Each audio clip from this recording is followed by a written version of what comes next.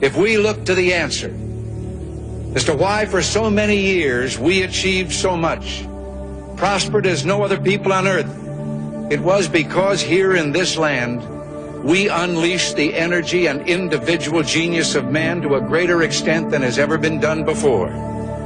Freedom and the dignity of the individual have been more available and assured here than in any other place on earth. The price for this freedom at times has been high, but we have never been unwilling to pay that price. Those who say that we're in a time when there are no heroes, they just don't know where to look. You can see heroes every day. The sloping hills of Arlington National Cemetery, with its row upon row of simple white markers bearing crosses or stars of David, they add up to only a tiny fraction of the price that has been paid for our freedom. Each one of those markers is a monument to the kind of hero I spoke of earlier.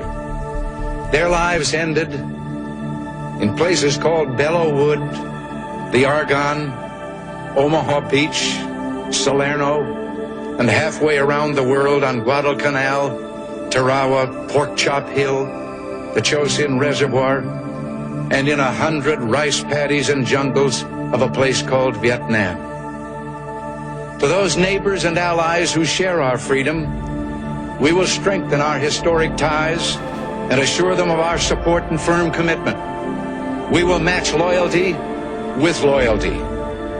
As for the enemies of freedom, those who are potential adversaries, they will be reminded that peace is the highest aspiration of the American people. We will negotiate for it, sacrifice for it. We will not surrender for it, now or ever.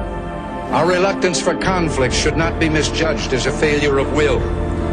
When action is required to preserve our national security, we will act. We will maintain sufficient strength to prevail if need be, knowing that if we do so, we have the best chance of never having to use that strength.